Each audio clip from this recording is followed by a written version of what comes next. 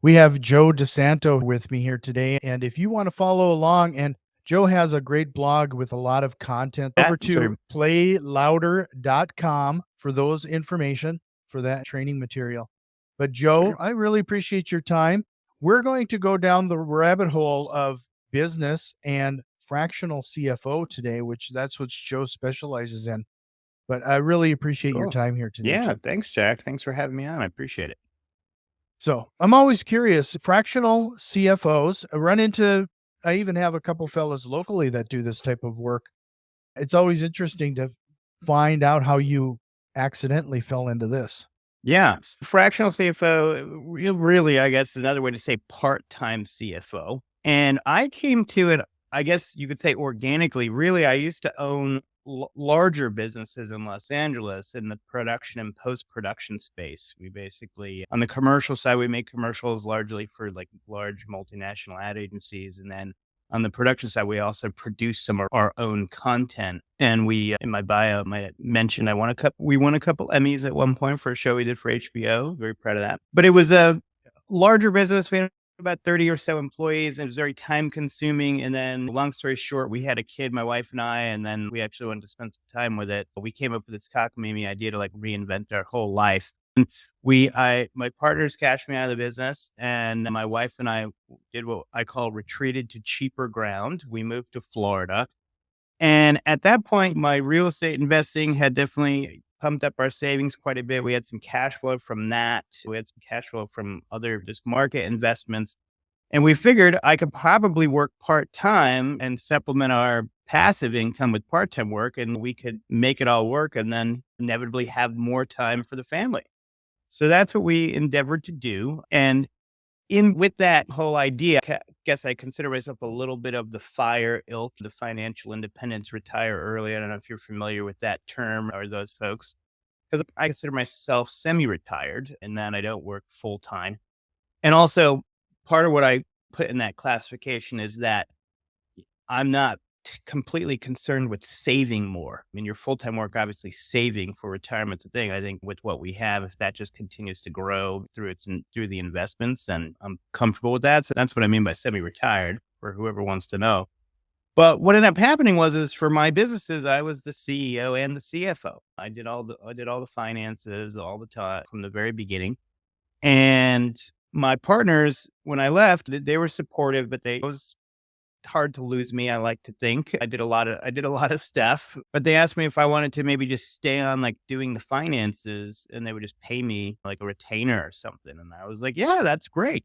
And once I put the word out to friends, just casually that I was doing that, I happen to have a lot of friends that own businesses. They were like, oh, wow, are you doing that? Would you do that for us? Because we really need that. And it turns out that for businesses of a certain size, and my clients range anywhere from, I don't know, a couple to like 30 employees being my company. They don't know if there isn't a business person that's one of the partners of the company and that is like tasked with managing the business of the business. It's hard to have a full-time, really qualified person in that role because it's expensive. So there's like a niche there, it turns out, to do this part-time CFOing. Essentially, my clients get access to all my knowledge and everything. They don't have to pay me a full-time salary. And of course, I can do it for multiple clients, which I like, and do it as a consultant and remain in control of my time and all that sort of stuff. And so I started saying, yeah, I'll do more of it because I did need to fill in that part-time income that I had mentioned earlier. And it just became the natural progression of what was the next step for me. So I really love finance. I love doing the numbers. And I always had an interest in doing it for myself too. I genuinely considered my personal life, I ran it like a business because I was running my business and that you do what you need to do for that. And of course, I would just apply those same principles to my own income and expense and P&L and L and balance sheet and all that goals and so on.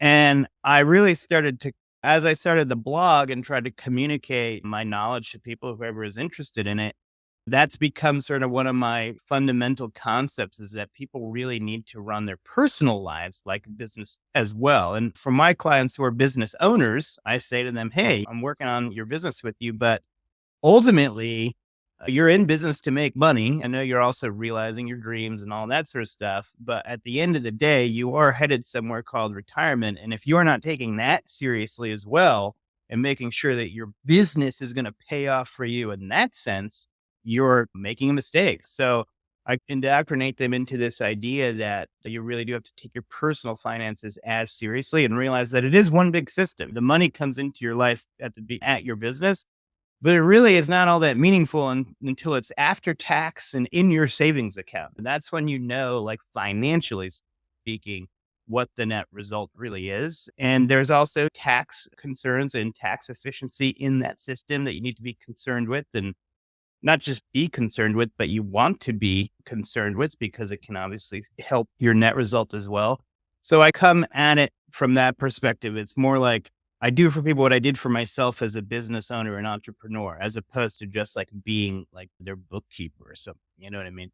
Yeah. So that's what my business is about. And I started the blog to basically be able to communicate this to individuals more on a coaching basis, but obviously that can't afford to pay someone to be a CFO on retainer. So I offer lots of pretty much all my information for free in one way or another through my blog posts, but I also offer some courses where I distill the information down to the most pertinent that individuals can buy and get access to, like good planning skills for their own future at a very reasonable cost, at least in my opinion.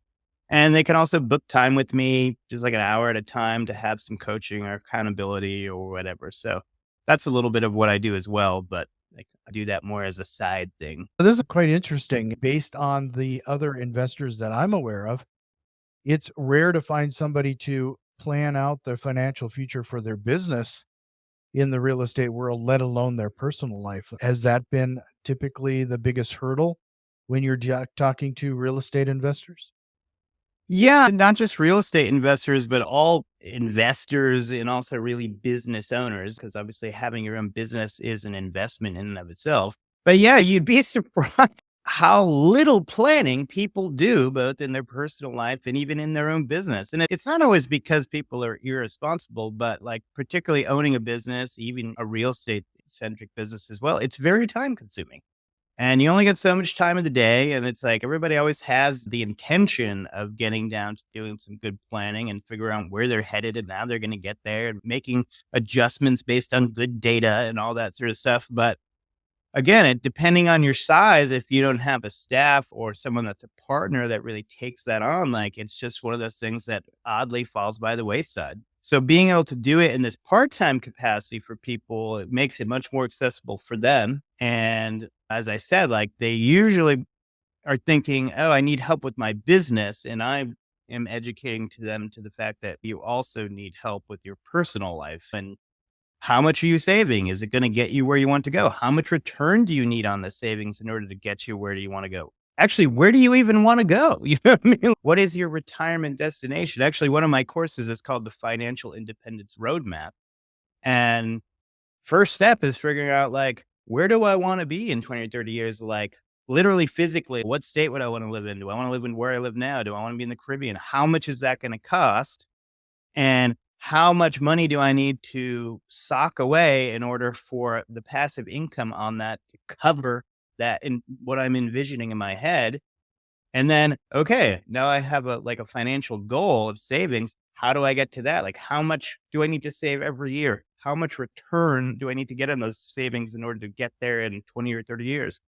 And therein lies for me, like the real estate piece. It's like, real estate to me is just like any other investment. I shouldn't say exactly that, but ultimately, as I jokingly say, unless you're going to go sit outside your rental properties and just look at them all day, the purpose of them is to generate a good quality return for you on your investable cash, right? Your savings, with the purpose of getting you to some destination in the future, whether that be building up enough passive income from your real estate or building through appreciation or value add or whatever.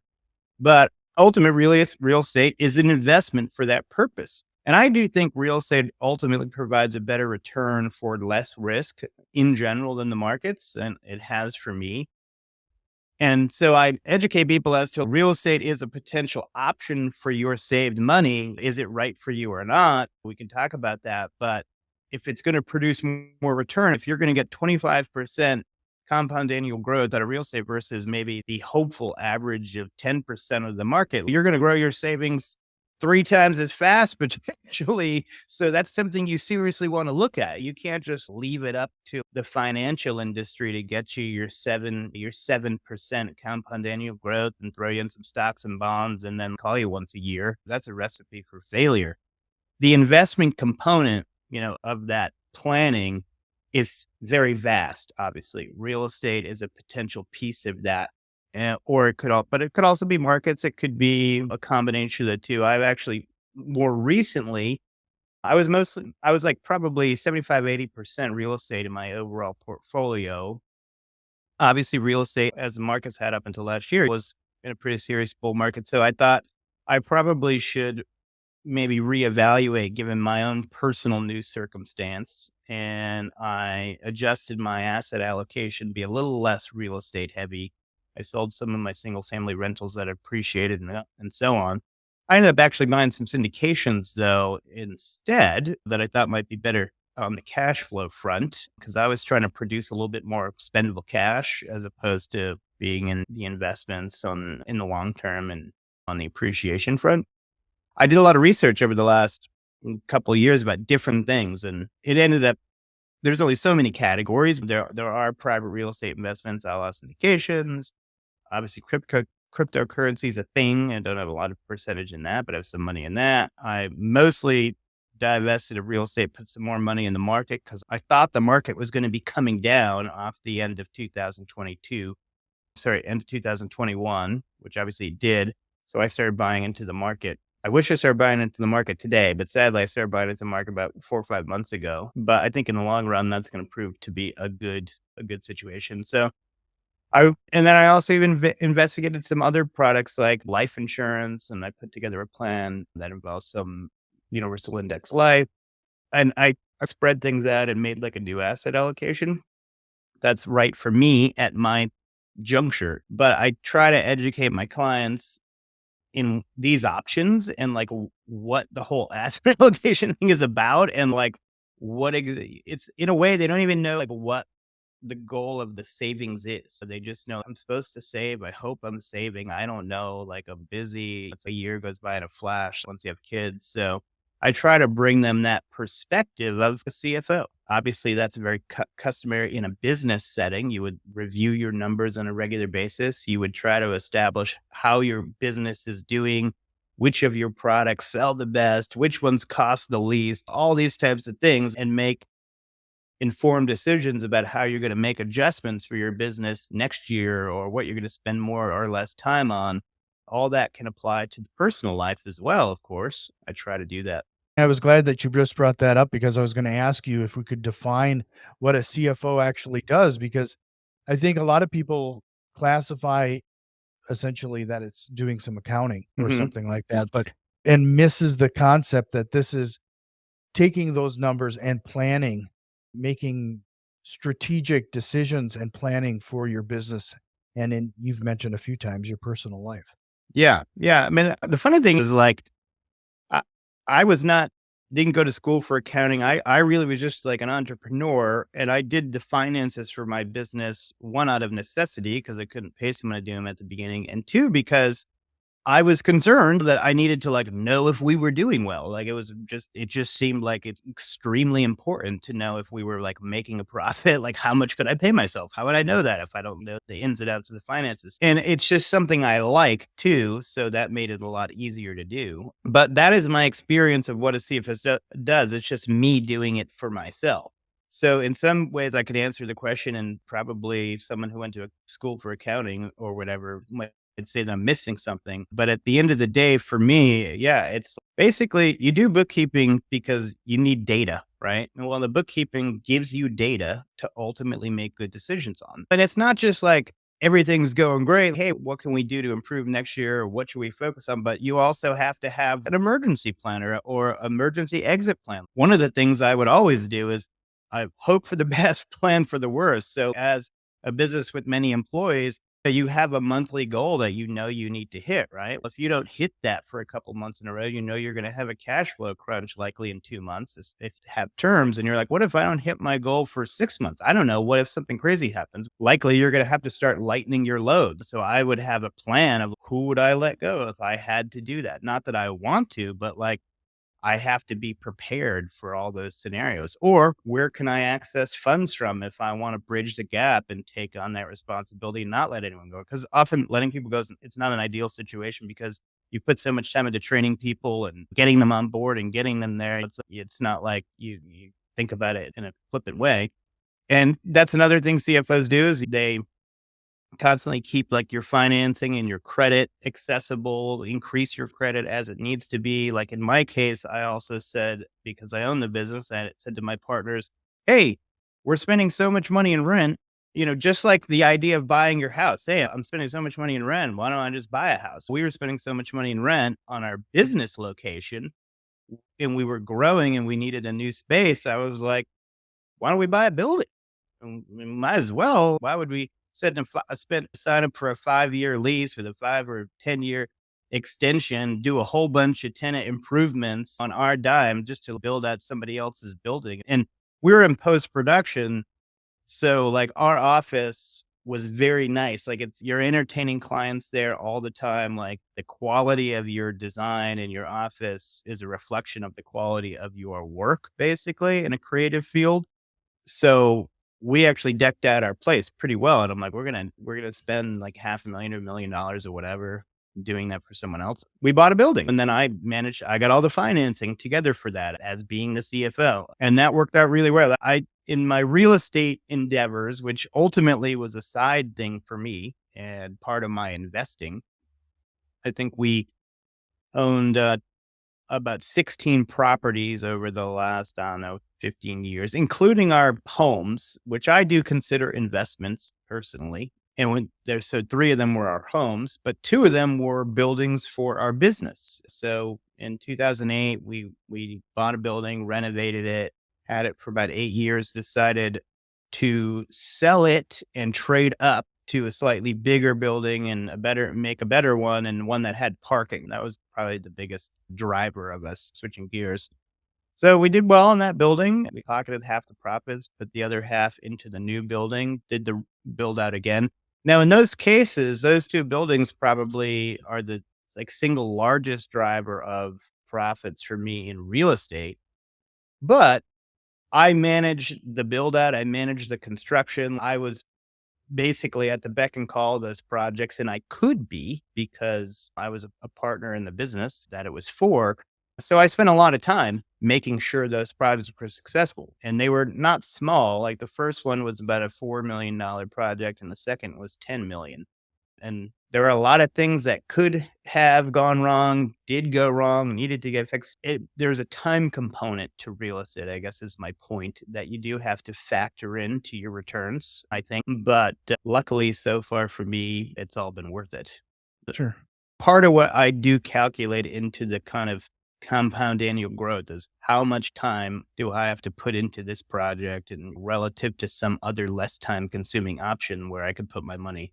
And hence, lately, I wanted to spend less time on real estate. And as I was saying earlier, I kind of balanced our portfolio, divested some of the single family rentals, but I like real estate. So I decided to take some of that equity and put it into syndications where I'm not doing anything and I'm just collecting cash flow. Now, granted, you're handing your money over to someone else and they have to do a good job. So it's never riskless, obviously, to do that. I'm giving that a try as well. Sure. Just to remind everybody, it's playlouder.com to learn more about what Joe does and how he can maybe help. So, Joe, you've been working with quite a few real estate investors at this point. Have you found some consistent or pitfalls, if you will, some of your real estate investors? What are some of the stories you've been seeing that is a consistent problem Well, with us? the funny thing is, it's the same problem I mentioned earlier. Some people are very diligent about it as a business, and they can answer any question you fire off at them about the financials of their endeavor. And other ones are just buying real estate. And I'm like, so have you done an analysis on whether or not these properties actually have made you any money when you consider cash flow, appreciation, capex, tax implication, whatever? And they were like, no, I probably should do more of that. And luckily, in a long running bull market of real estate, it usually is worked out pretty okay, but we're not in that anymore. You know what I mean? So it's really this but again, having the time or making the time to do that very valuable work. And then also making sure that you're getting like the most tax benefit and tax efficiency out of your real estate holdings and understanding how depreciation in real estate may or may not affect your other income, especially if it's a side thing, and what steps you want to or can take to make sure you're getting the most value out of the potential tax benefit and so on. Same issue, people having and or taking the time to really do the analysis and make sure, what they're doing is worth it. Yeah, it just seems like maybe it's just small businesses in general. We operate off of checkbook balance versus planning things out accordingly. Yeah. And the funny thing about real estate is it's the one thing where there's a lot of hidden financial ins and outs with just, it's not super complicated, but it's just with the amortization of your loan, with the depreciation and the tax effect that it has, with the appreciation. Like there's a lot going on in the potential performance of the real estate that you have to think about before you sell. Like once you sell and you realize all those things, well, you have your end result. But in the planning of the buying of a property and or the deciding to stay in it and or move the money into some other property, you have to read between the lines and figure out really what's happening. And that takes a little bit of math, takes some time. Actually, one of my courses, which is about, by the way, like my content, I should say, just put big picture. As I've created my blog and delivered my content, I realized that for me, there's like kind of three pillars to success in life, really, not in financial life, which is one, being entrepreneurial. I really do think being entrepreneurial is key to income generation and also time control, which both of which, are obviously important. To the personal finance piece, which is treating your personal financial life like a business, tracking your income and expenses just like you would in your business, actually having a P&L you look at maybe once a month or once every month and go, wow, I actually made more than I spent. Thank God. Or holy moly, I spent more than I made. That's bad. I have to fix that. And then the last piece is the investing, like understanding like there's a significant difference between a 7% compound annual growth and 20%. Like you could shave 10 to 15 years off of your saving and amassing portion of your life if you could get that return to be higher. So you need to educate yourself on how to do that. You can't just rely on your guy over at Fidelity, throw you in some index funds and it's going to be a home run.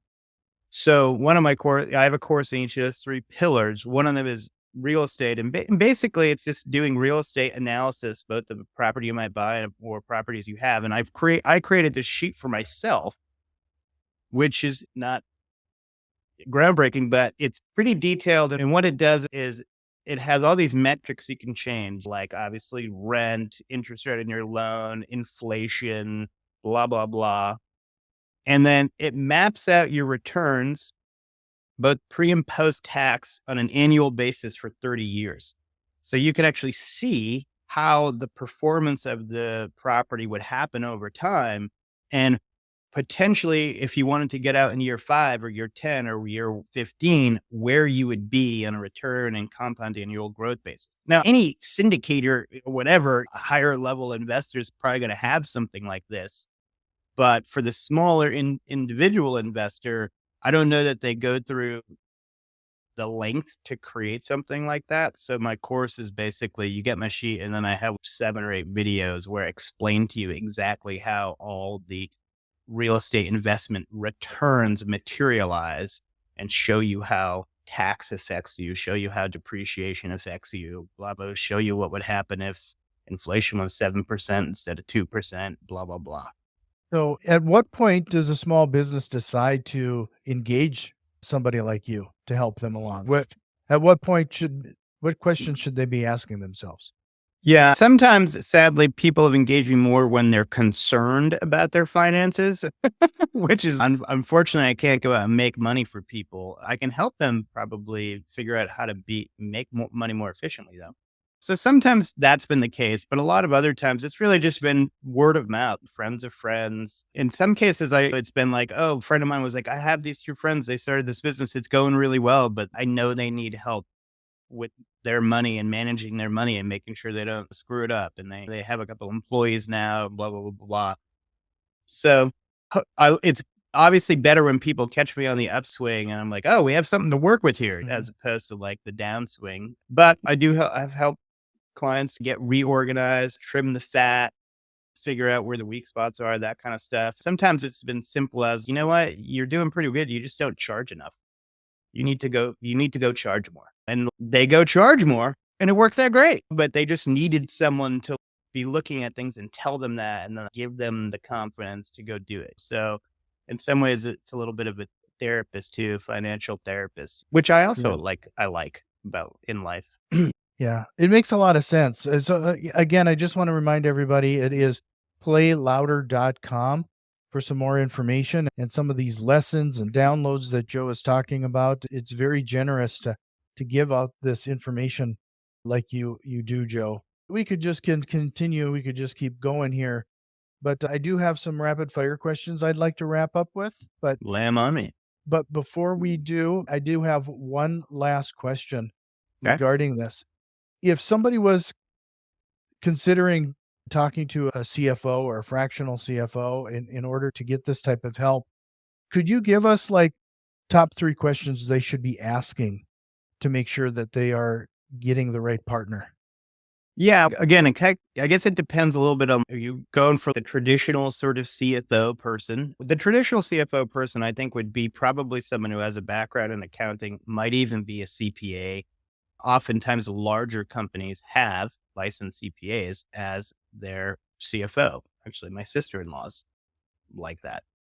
And they're not necessarily coming at it like with the business owner, been in the hot seat as the business owner perspective. They probably maybe just like the strict analysis. So I guess it's like, one, asking how do they approach it? Have they ever owned a business before themselves? Maybe they have an accounting firm that they've owned. And so they understand that, because there is the aspect of the finances of the business and trying to establish like what's working, what's not. But then there's also like the employees, the staffing, that sort of stuff. And I also help people I don't do HR stuff, but I just have so much experience as a business owner. Like, I can tell them what needs to happen for those types of things, how to get payroll done, like what annual filings they need to do, all these kind of more broader business owner things. So I guess that's a really long way to say is, one, establish, have they been just an employee in their career, or have they ever owned a business? Two, I think, because I think the personal finance thing is important. It's like, what do they think about personal finance? What do they do for themselves? Do they understand like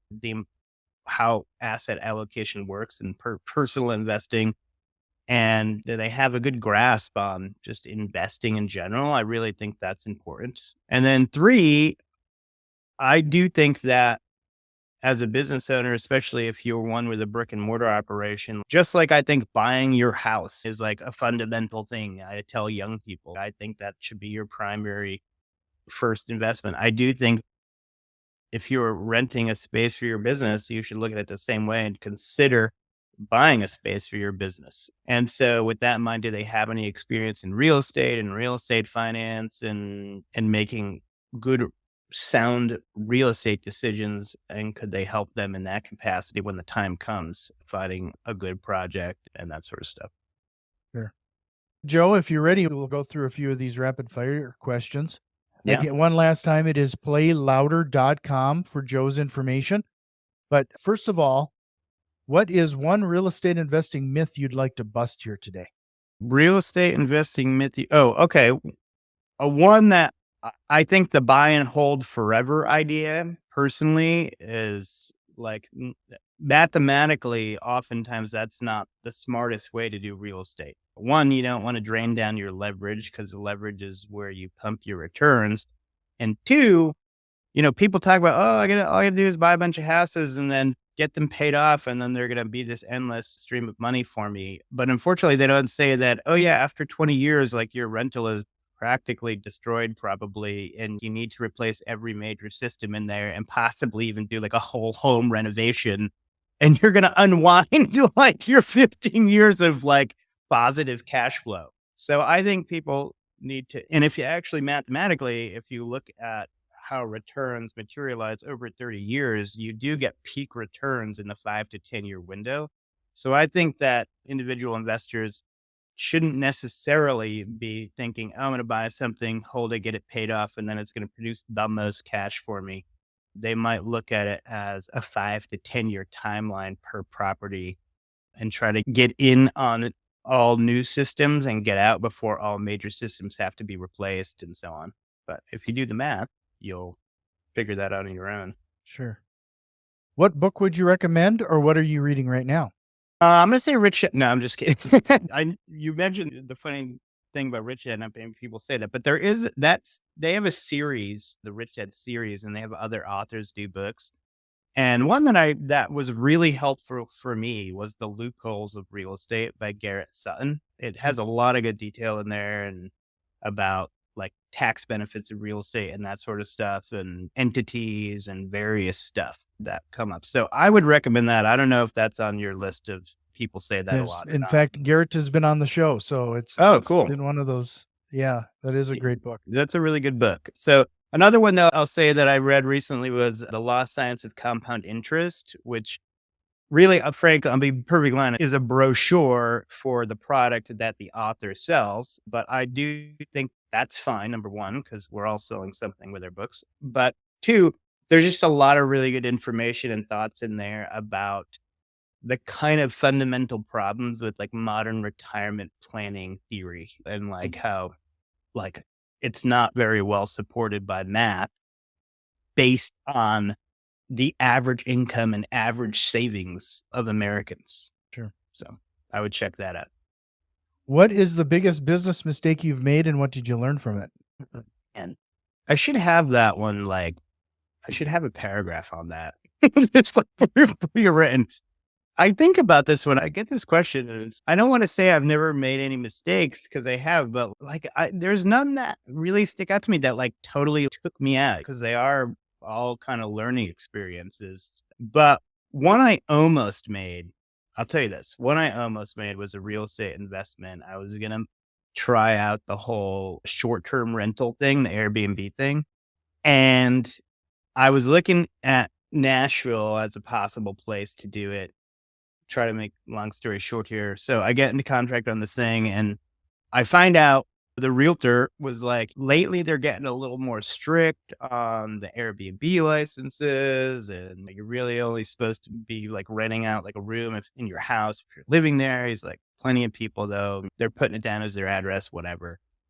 And I don't like that kind of stuff because I just don't like surprises and it's like hassle and issues. But I was like, I was like really wanting to like try it. I found a property and I was like, I'll just risk it. And it was like divine intervention for me, really. This keeps me up at night sometimes if I start thinking about how bad it would have been. But so I'm like in contract, go all the way to the end of the contracts, like last day of closing. I literally sent I was buying in all cash with the plan of refining out some money. And I send in all the money and I'm like, and I get a call from the realtor and he's like, hey, like FYI, I just got this bomb dropped on me. This property is subject to a lawsuit.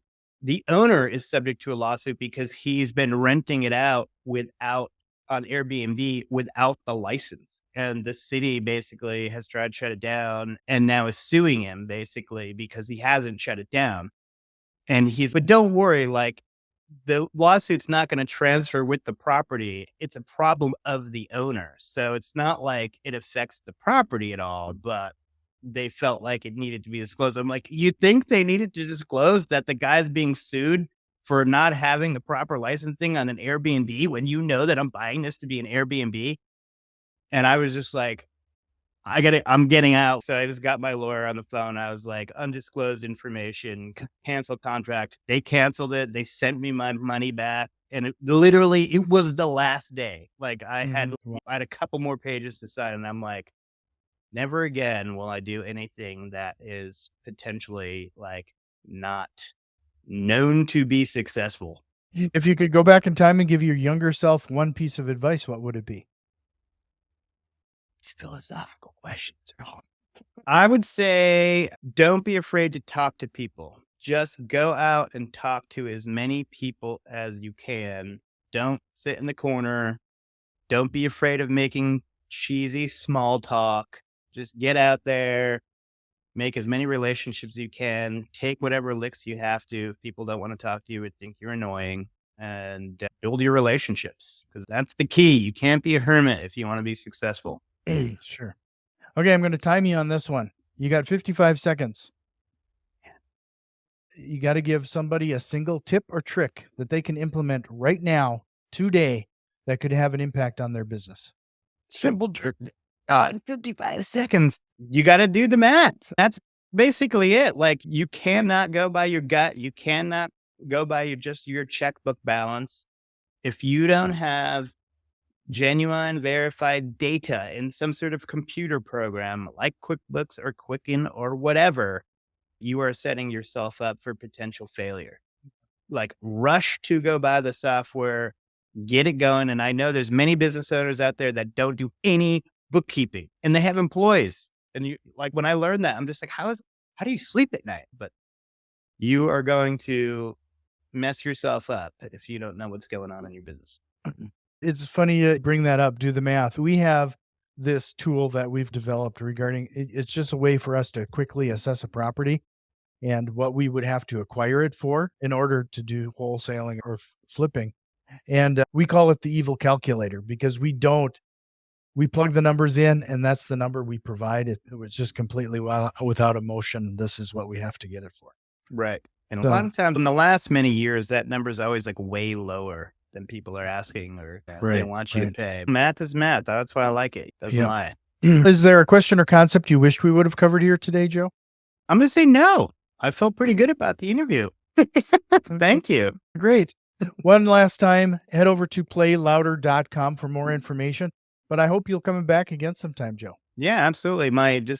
As the reason my website, by the way, is named Play Louder, my slogan is work smarter, plan better, play louder. So, if you work smarter and plan better, you'll get a lot more fun time in your later years. I should have asked you that. That is an interesting name. Yeah, there you go.